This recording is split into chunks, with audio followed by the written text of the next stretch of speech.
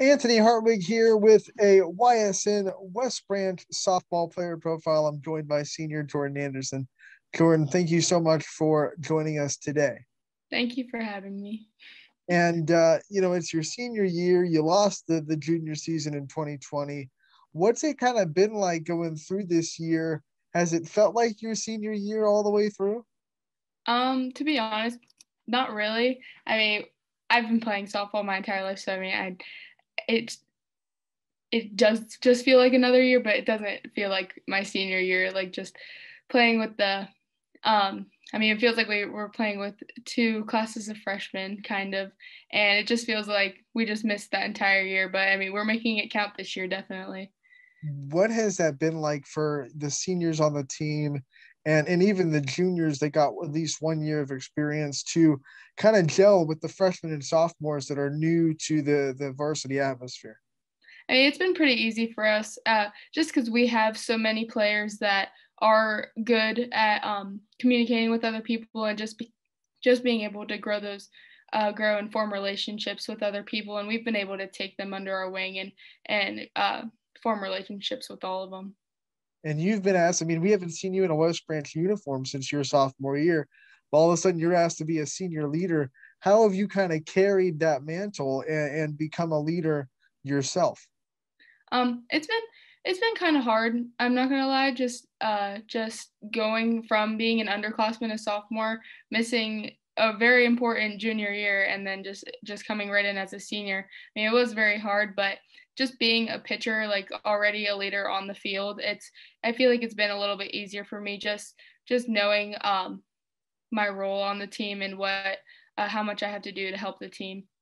Now, did you guys as upperclassmen and people that were going to have to be leaders of this team get together before the season started and kind of make a game plan on how you were going to attack leading this team that was going to be full of a lot of people that didn't have varsity experience?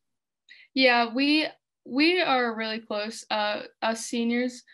So we already we would always talk about this season and what we wanted to do and what our goals were going to be for this season, and we've really been achieving those goals. Right, right. We're so close to the pinnacle of the year. You guys are in the regional finals, but back at the beginning of the season, what were some of the initial goals that you guys set for yourselves that you wanted to achieve? I'm sure regional champions were one of them, but what were some other goals that you guys really wanted to see this year? Well, we did. I mean, going into the season, we still didn't know how normal it was going to be and if we were going to play every game, but we just wanted to play every game like it was our last and just play each game before we were looking ahead. But we wanted to win the EBC. That didn't happen, unfortunately, but we let go of that and we are starting to achieve that goal of going to state again this year, and You know hopefully that that happens. so that loss to Marlington that sealed the deal with the EBC, like happened late in the season because of so many cancellations. That game kept getting pushed back. So how did you guys kind of let that go as soon as it happened and get ready for the tournament and then have the success that you guys have had in the tournament time? I mean, we definitely felt the loss. We knew that we did lose EBC after that, but I mean, we just it's a game. Like we just have to let go of it. We knew that we had business to do with tournament play. I mean, because tournament play is where it really counts, and we knew that we just had to step up and just let it go. Do you think the multitude of seniors and the multitude of players that have experience really gives you guys an advantage in this tournament? Is one of the reasons why you guys have been so successful? Yeah, definitely. I mean, the amount of talent that we have on this team is just unimaginable. Like we have so much talent on this team, but that I feel like that's not even really what's getting us through this tournament. I mean, just playing as the team and having just the environment that we have with all of us girls. I mean, I feel like that's what is really getting us this far.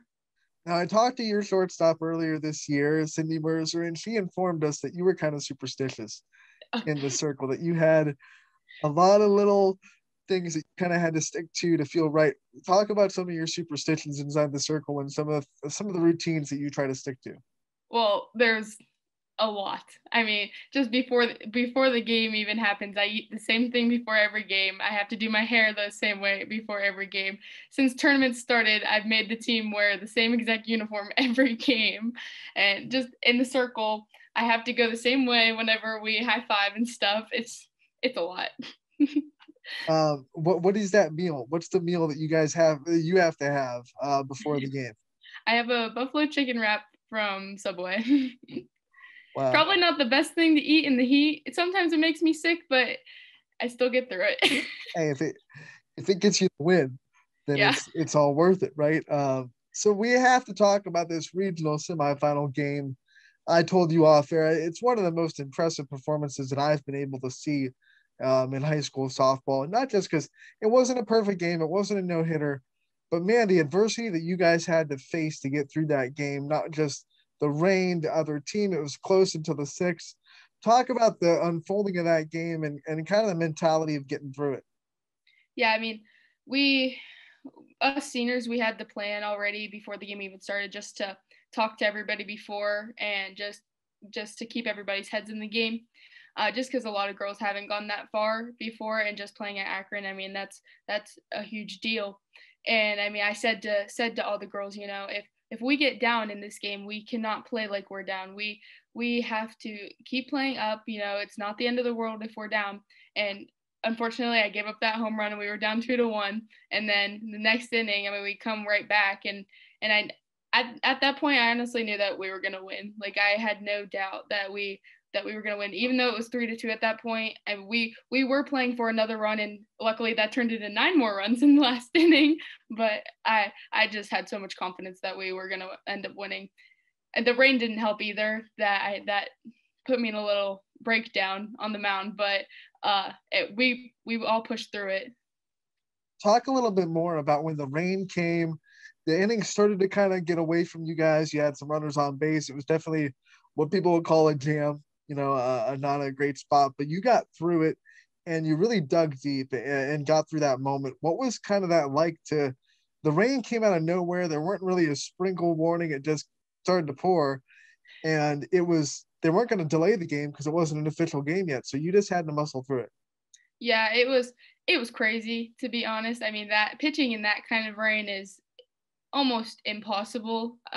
Just I was trying every possible way to keep the ball dry, and I just couldn't. And I was hoping that we would just go sit down in the dugout for like 5 minutes or something, and it never happened. So I mean, me and Sam, my catcher, we just figured out what I needed to throw, and we were able to get out of it. I mean, I just couldn't get in my head too much about the rain. I just had to believe in myself, know that I could do it, and I did, and our team did.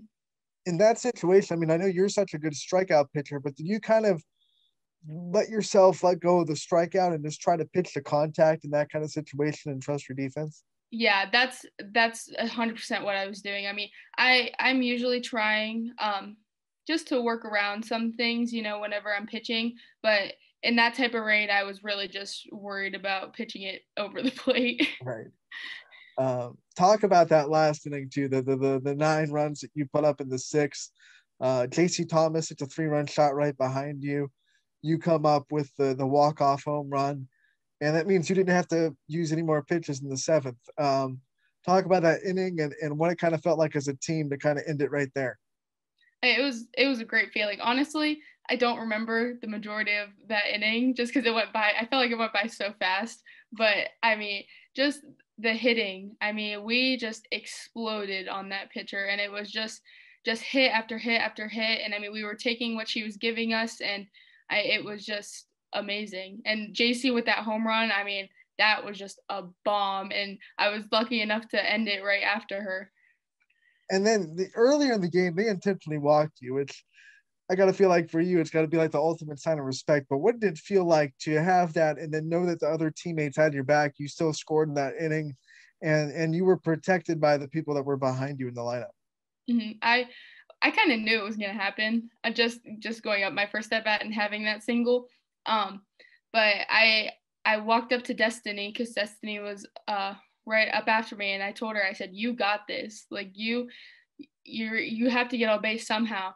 and she did, and she took what the pitcher gave her, and we were able to score the first run out of that. And you are the definition of a hitter that can rake. A pitcher that can rake, because we see what you do in the circle, but you can also get up there and hit really well. What's the mindset like going from hitting to pitching and being able to focus on both in the moments? Um, well, I've always been just a pitcher and a hitter. I haven't really just been one or the other. So I mean, I've always focused on both, not just one. I feel like my mentality is focused on both at the same time, I guess. Like when I'm pitching, I am thinking about pitching and what these hitters are hitting and when I need to throw them. But then once I step into that dugout to hit, I know like I have to work. I have to help the team somehow with my hitting. And in that stadium, it was the first time we really got a big taste of West Branch Nation for the softball year. COVID restrictions are starting to die down. That place was packed with Warrior fans. They travel so well. Talk about the community and what their kind of support means to you guys as a team and what it feels like to have them behind you. It was playing there is always amazing, and having our entire community there, it just makes it even better. A lot of my friends were there in our little student section like we have at football games, which we never get for softball. It was really nice having them there watching us and supporting us, and I feel like once this next game comes, it's going to be even better, and then hopefully the next few. And it's got to be surreal for someone that works so hard at softball to kind of get to play on that field where so many great softball players have stepped on that dirt. Do you ever just take a moment and just take it in to say, I'm playing on this field, I'm stepping inside the circle that Monica Abbott has thrown on, that Kat Osterman has thrown on, and just try to take in that moment? Yeah, I mean it's definitely a great feeling pitching there. I mean, just playing there and now pitching there. I mean, when we were there our freshman year, I mean, I was playing in right field and it was just surreal playing there. But now having that chance to pitch in these tournament games at Akron, it's just a great feeling. Do you think having your regional there will give you an advantage for the teams that have to come and play there in the state? If when you make it there, I'm not going to even say if, I'm going to give the positive vibes and say win. Yeah. I think so. Just having those those 2 games of experience playing there, and especially for the younger girls that haven't had the chance to play in that stadium before, I think it definitely is an advantage. In case West Branch Nation has been living under a rock, you are signed on to play at the next level. You'll be joining George Mason come the fall. Talk about the decision to go there. What kind of went into it, and what made you pick George Mason? Well, I always knew I wanted to play softball in college. Like that's always been my goal. And last, I think it was last winter, I went to a camp there, and I knew that I wanted to go there. I mean, it was just such a beautiful campus, such great coaching. I love the head coach. He's such a great coach, and just the environment there when I was talking with the players and stuff. I just really knew that I wanted to go there, and they had my major, and I pretty much just knew. What will you be majoring in at George Mason? I'm signed up to major in forensic science, but I think it might change to mechanical engineering.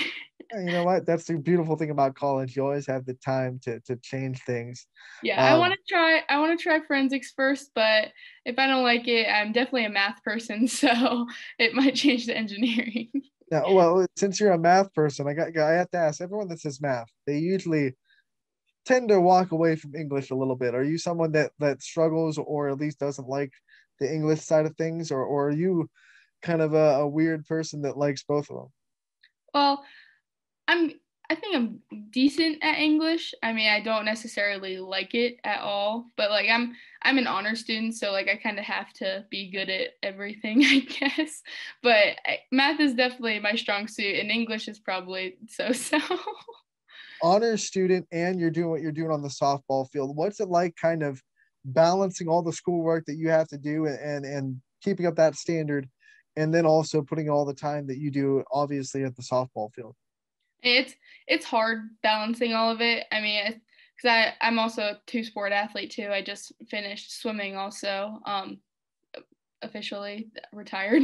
But I mean, it's definitely hard balancing everything out because I've been on the honors track since freshman year technically, and I've been taking AP and college credit classes, and it's a lot of work in those classes. And I mean, the senioritis also doesn't help either. That's kicked in this entire year, especially with COVID. But it's hard. But I mean, I've been able to balance out my time to be able to play my sports and also be successful in the classroom. And with someone that takes schooling obviously as serious as you do, how hard has the COVID changes been for you? The schooling online at the beginning, and I don't know if you guys are in person now or if you're still kind of doing half and half. What have all the changes that you've had to go through in your school life kind of been like? Um, I I feel like it was extremely different. Like this year, just from being online last year, and like part of this year we went online for a few weeks. But we've been back in the classroom ever since. I just feel like that little bit of time that we were online for just did not help at all. Like I felt like going back in person, I was struggling just because like our work was so much easier online, and like everybody uh just didn't really take it as seriously like we were in the classroom. So going from online to in class just kind of sucked, honestly. but I mean, it's better to be in the classroom. Definitely learned that. Talk about the summer and getting to play travel ball after losing that season in 2020 and that return to normalcy and the experience that summer ball kind of brought to you and how important it's been to success in 2021.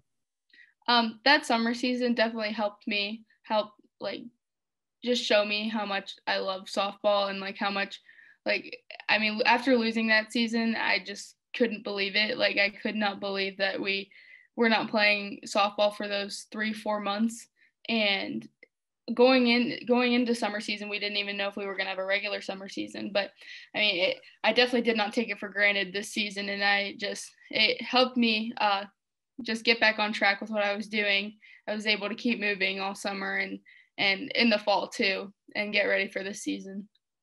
What is it about West Branch that makes you so proud to represent their colors and to kind of put West Branch across your chest and every time you step on that field or dive in that water, you're representing West Branch? Um, I mean, it's mainly for the community. I mean, we have such great community support.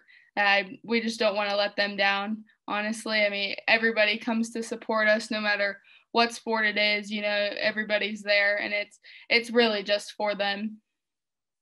And we like to give the player profiles, the players the chance to kind of thank their support system, the people that have been there for them throughout the years.